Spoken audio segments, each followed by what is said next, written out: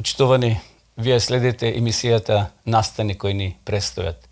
Пред нас е нова тема, нов наслов, изрешетани или запечатени.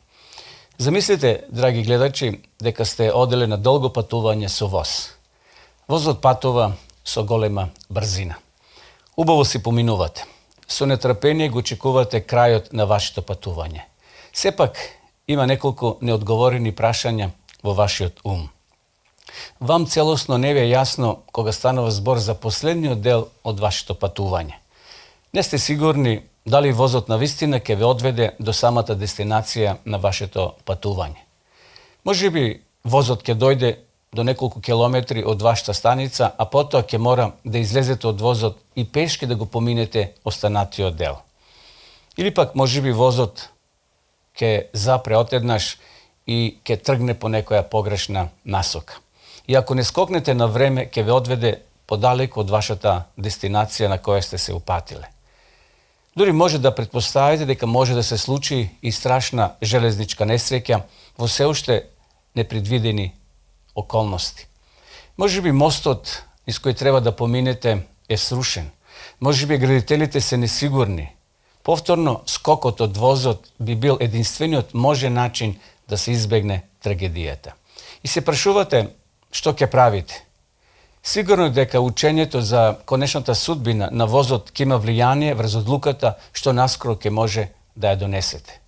За среќа, можеби вие додека патувате имате карта од областа или од местото каде што поминувате со возот. Таа карта јасно го покажува патот, пругата по која ќе се движи или се движи вашиот воз. И ќе знаете што да правите. Имате точен распоред во рака и тоа ви дава едноставно сигурност. Се прашуваме сега едно друго прашање, драги гледачи, што ќе се случи во Божјата црква во последните денови? Дали ние имаме некоја карта, некоја книга која го обележала патот на нашето патување и да бидеме безбедни додека патуваме низ таа делница? Тоа е прашање од витално значење за христијаните адвентисти. Имаме ли ние некој документ, имаме ли ние некој пасош кој ќе ни дава гаранција додека патуваме до завршницата на овој свет на нашиот живот? Исто како што патникот на возот требало да знае дали возот ќе стигне безбедно на своето одредиште, на својата цел. Така и ние како луѓе треба да го знаеме крајот, односно крајната судбина на нашата црква. И затоа ова предавање ќе ни помогне да ги откриеме тие големи вистини кои се запишани во Светото писмо. Прашање до кога тоа ќе трае? Дали некои верници ќе ја напуштат црквата во последно време? Дали некои ќе се разочарат? Или пак ќе останат сите во Христовата црква до крајот на светот? Се разбира, драги гледачи, мора веднаш да нагласиме дека ова илустрација со возот има своји недостатоци. Ние патуваме кон една друга дестинација, кон небото, кон небесното царство. Едноставно, спасението не е определено според името што ни е запишано во црковните книги. Сепак, многу е важно да знаеме како Бог ќе ја користи својата црква во последните денови, во последно време. Како што човекот патува со воз, има карта, има обезбедено седиште. Меѓутоа, и нам Господ ни обезбедил седиште во тој духовен воз кој треба да не однесе до крајната дестинација. Но дали возот, односно картата ни дава гаранција дека навистина сите ние кои сме влегле во тој воз ќе стигнеме до крајната цел. Кога ја отвараме Библијата, ние наоѓаме луѓе навистина кои му биле верни на Господа, како што бил, например, Аврам, кој во еден момент Бог го повикал да го жртвува и неговиот син. И црквата Господова денеска е повикана да му биде верна, да му биде лојална. Зборот црква, драги гледачи, се состои од две зборчиња: ек, што значи од, и клесија, што значи повик. Бог ја повикува неговата црква. Односно, кога зборам за црквата, мислам на верниците. Црквата е збир на верници. Црква како градба нема никаква вредност, меѓутоа оние кои членуваат, оние кои се собират во таа црква, всушност се mnogo povredni. Isus Hristos za tije vernici, za ovaj narod go dal duri i svojot život. Gospod, rekovme, go povikal Avrama. Той живеел во едно идолопоклоничко семејство. И Бог од Аврама направил еден голем народ. Народ следбеници на Исуса Христа. Бог го нарекол Аврама и пријател. Верен следбеник на вистинскиот Бог. Аврам бил специјално повикан поради неговата покорност. Во генерациите подосна што следеле, Бог го повикал Израел од египетското робство за да го одржи овој однос на послушност кон него. Кога народот на Израел обстојувал во непослушноста, Бог честопати дозволувал тој истиот народ да потпаѓа во робство, да се соочат со прогонства за да ги научат да зависат од Бога. Кога и покрај сите тие предупредувања на Господа преку пророците, непрекинато, полно со љубов, молејќи се за покаяние, секогаш Господ им давал втора шанса, нова прилика на неговиот народ, на израелците да се вратат повторно назад. На жалост, бесрамно, често пати израелците го продолжувале својот бунт. Бог сепак го повикал на крајот верниот остаток кој со задоволство му служил на Господа. Значи, црквата од Новиот Завет, која поминувала исто така низ разни прогонства, низ разни проблеми, сепак Бог во сите делови, во сите ери на општеството имал свој остаток, верни следбеници кои по цена на својот живот му служиле на Господа. И навистина, кога ја проучуваме историјата, црковната историја, ќе видиме дека црквата во Новиот Завет, исто така како израелскиот народ, често пати се оддалечувале од Бога, од вистината. Паганската практика започнала да се провлекува во црквата. Се појавиле икони, прослава на лажниот ден, неделата, човечки закони, прошталници, сето тоа биле знаци на се поголем отпад во Христовата црква. Самата реформација била одлична прилика Божјиот народ да излезе надвор од отпадот. Бог ги повикал така наречените реформатори од папството и тие излегувале еден по еден. Тие формирале своји гранки, своји учења базирани на старата вистина на Библијата. Тогаш, знаеме, во минатото се појавиле реформатори, како што биле, например, да ги спомнеме, Лутер, Виклиф, Хус, Јероним, Калвин и други. Тие биле вистинските верници, односно вистинските реформатори кои го повеле народот кон правата вистина. Ајде да прочитаме еден текст од книгата на апостол Павле до евреите. Чиј глас тогаш ја потресе земјата и кој сега ветува, зборувајќи уште еднаш, јас ќе ја потресам не само земјата, туку и небото. Зборовите уште една означуваат дека колебливото, иако затворено, ќе се измени, да остане само непоколебливото. Интересно, Бог во последно време повторно ќе протресе својата црква, со цел да оние вистинските, оние кои се чврсти, да останат на браникот на вистината.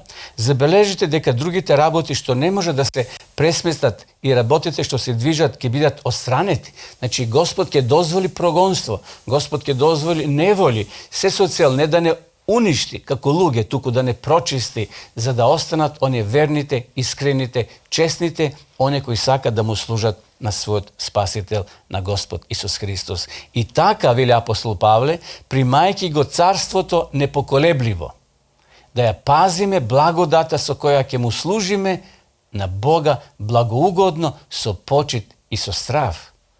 Божиот метод на чистење на црквата, драги пријатели, во минатото бил да повикува одвоени посебни верни.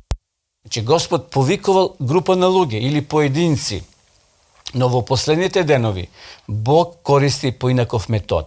Овој пат тој ја чисти црквата со решетање. Еве може да видиме на оваа фотографија жито. Како во минатото, драги пријатели, луѓето вршеле, како ја одвојувале пшеницата од плевата, односно плевата од пшеницата. Бог користи еден поинаков метод. Овој пат спомнав дека Бог ја чисти црквата со решетање на млаките. Они што се лојални на начелата на Божјата реч и на учењата на Исус остануваат натре. Ние рекуваме остаток, значи они кои ќе останат во Христовата црква, tije se ostatokot. A oni koji će otidat, to se luge, njih ги нарекуваме otpad, oni koji će otidat od crkvata Gospodova. Prorok Isaija koristi ilustracija od svetот на земјоделството. За да го опише истиот термин. Еве што пишува пророк Исаија. Ти ќе вееш, ветерот ќе ги разнесе и виорот ќе ги развее, а ти ќе се зарадуваш во Господа, ќе се фалиш со светецот Израелев. Гледате, драги пријатели, овде пророк Исаија користи таа слика од времето кога луѓето го просејувале житото, односно пшеницата. И во Евангелието според Матеја, во 3 глава, исто така читаме, лопатата е во рацете негови и он ќе го очисти гумното свое и ќе го прибере житото во амбар, а плевата ќе изгоре во оган што не гасне. Очигледно, и ова слика тоа ни го покажува. Еве, гледаме луѓе во старо време, па и денеска во некои села, кај нема машини, комбајни, едноставно се уште на рака се вее, се одабира житото од плевата. Значи се зема во лопата и се фрла во воздух. Многумина од нас, постарите, се сеќаваат кога немаше, значи, комбањи, па дури ни машини. Пшеницата ја ударале рачно, за да ја оделат од класјата. Во такви случаи пшеницата и плевата се мешат заедно. Но како може да се одвојат? Така што човекот ја зема пшеницата и плевата ги фрла нагоре во воздухот. Плевата е полесна и таа паѓа пониско, а пшеницата оди подалеко и на тој начин се провејува. Еве, да прочитаме и еден цитат. Црквата можеби ќе изгледа дека ќе падне, но таа не паѓа. Таа останува додека грешниците на Сион ќе бидат изрешетани. Плевата е одвоена од пшеницата. Ова е страшно искушение, но сепак тоа мора да се случи. Значи, ќе дојде ден кога Христовата црква, како што вели овде и пророкот, ќе биде провеена. Јасно е дека Божиот народ, односно Божиот метод, драги пријатели, за чистење на Христовата црква не повикува да бидеме внимателни во последно време, дека ќе остане во црквата Христова еден мал остаток, мала група. Но сите ќе се прочистиме.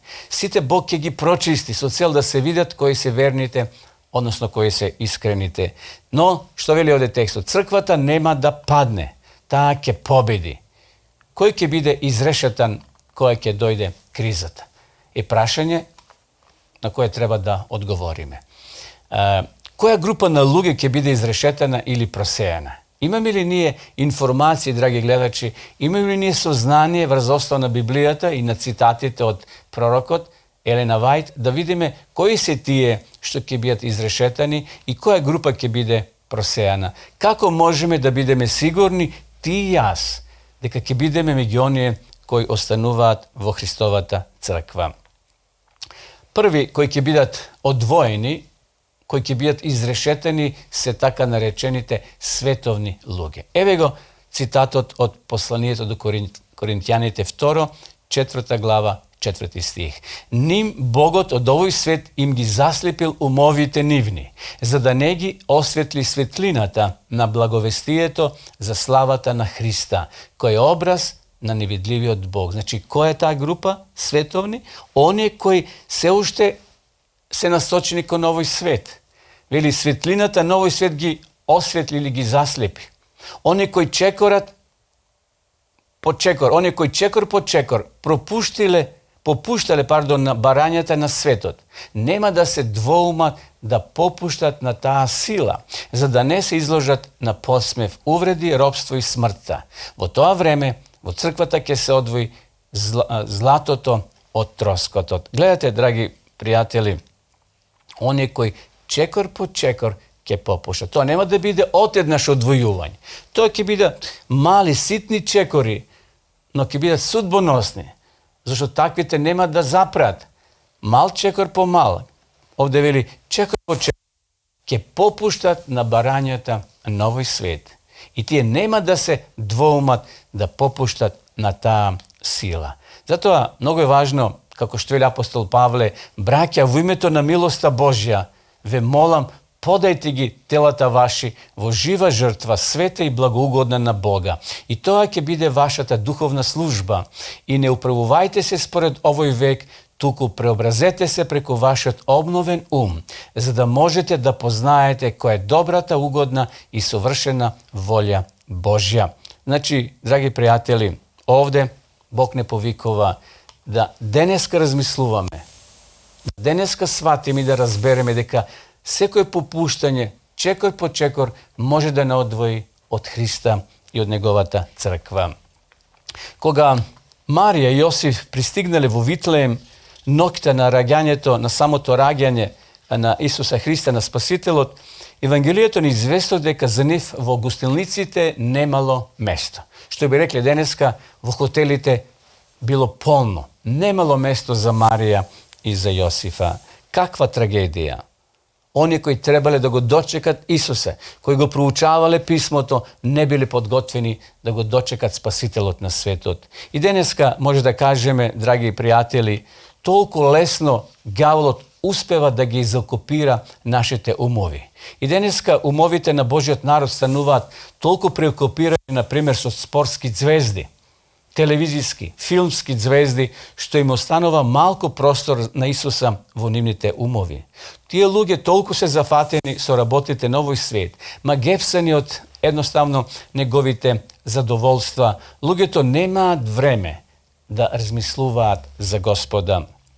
Како седиштето во возило со ознака зафатено, умовите на луѓето во светот едноставно премногу зафатени со други работи за да му се даде прво место на Исуса Христа. Значи, првата група кои ќе бидат изрешетени се така наречени световни. Втора група, површни. Кои се тие површни? Еве го текстот. На изглед побожни, а од силата на Бога се одрекле. Затоа може да читаме и во книгата Ризници на сведоштвата.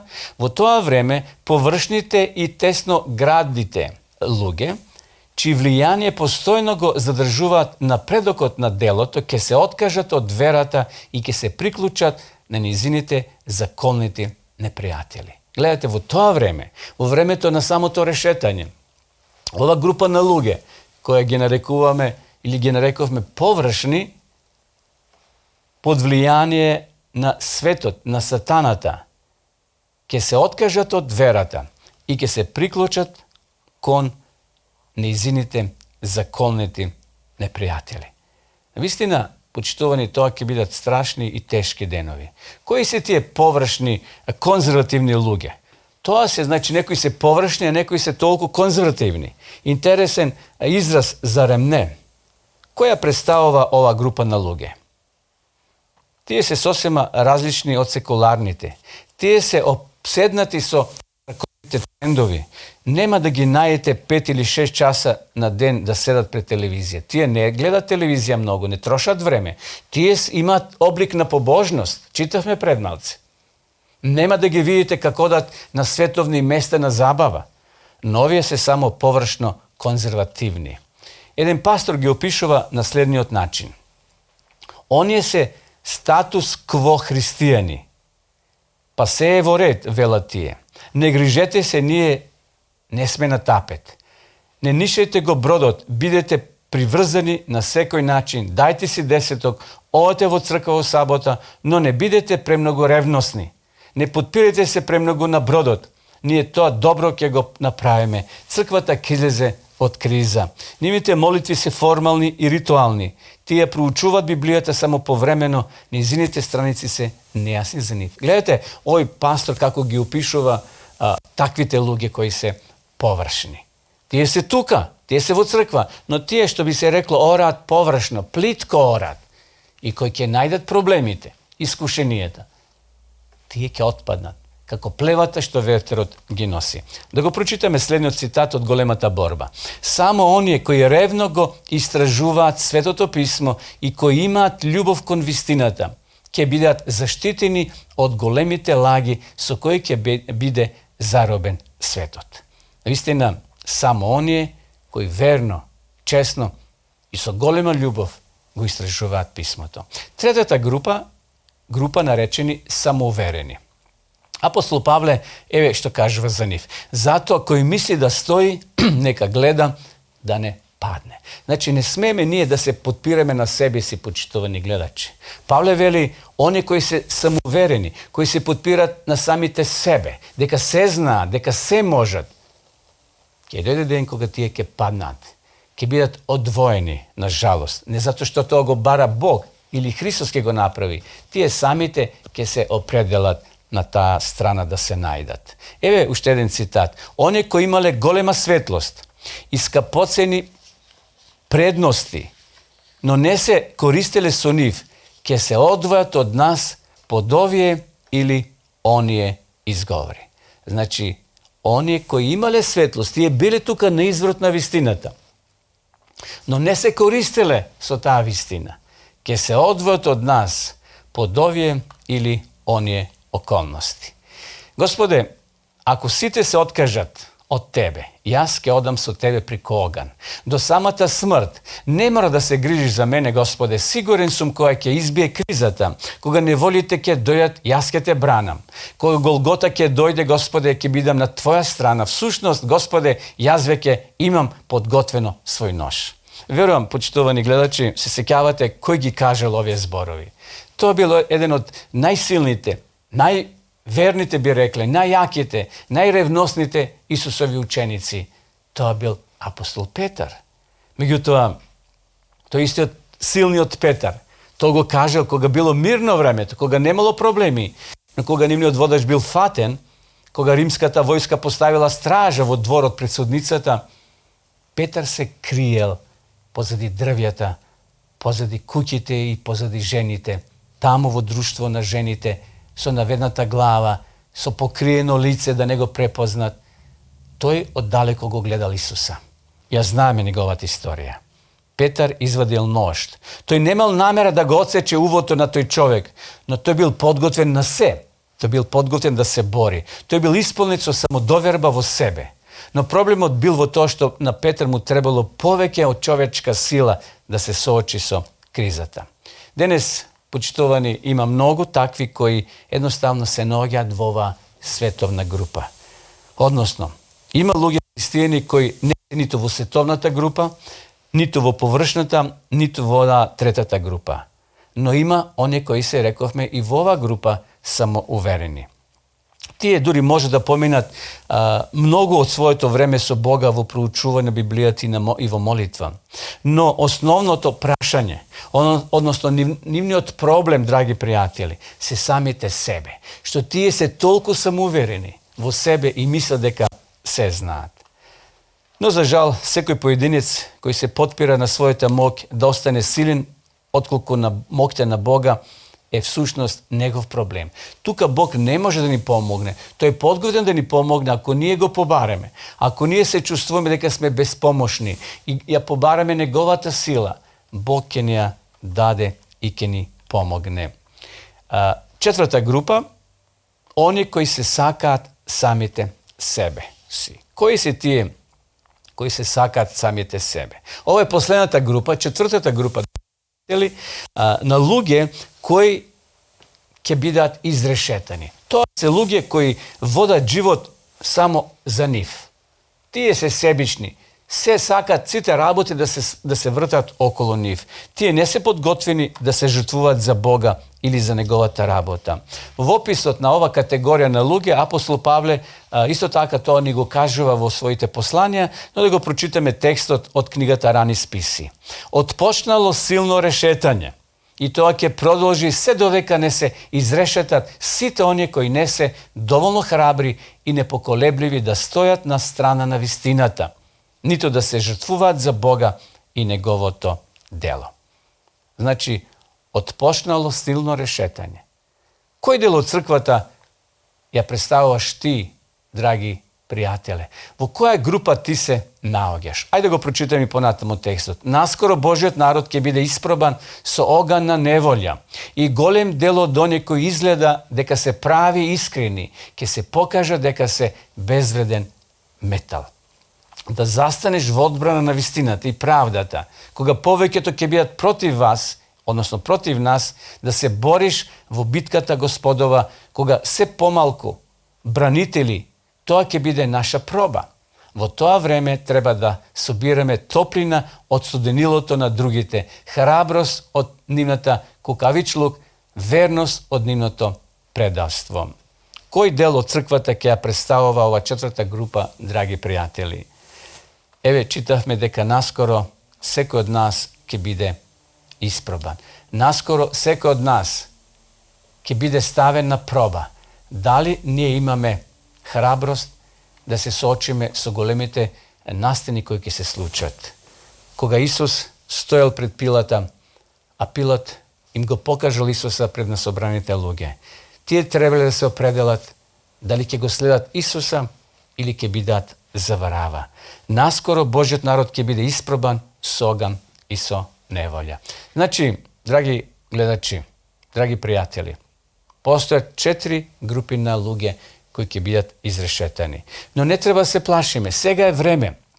Сега е прилика кога класот е се уште зелен, кај што се уште зрната може да примаат сокови од коренот и да се оформат да бидат чврсти, едри, крупни. И кој ќе дојде комбањот, тие зрна, убавата пшеница ќе биде однесена во врејки, односно во амбари, а знаеме дека овој пример е слика за Исусовата жетва. Кога Исус ќе дојде наскоро, ќе го собере крупното, она доброто жито. Тоа треба да бидеме ние, кои се приготвуваме за средба со Исуса, и така еден ден Исус кој ќе дојде да не земе и да не однесе во небесните амбари. Кога Пилат стоел заедно со Исуса, Исус стоел праведен. Исус не бил неправеден, односно немал никаква вина, но сепак Пилат го донел тука, мислејќи дека на тој начин ќе се оправда пред луѓето. Но знаеме, драги пријатели, дека Исус останал верен до крајот. Исус не попуштил. Исус не подклекнал под влијание на сатаната. Многу пати бил Исус искушуван, но останал верен до крајот на својата смрт. Исус рекол дека дојдов да исполнам волјата на Господа. Зато ние кои сме посветени во извршување на волјата на Отецот, Господа ни помогне, драги пријатели, да се подготвиме за настаните ни престојат. Секој добро, поздрав и се гледаме во наредната емисија.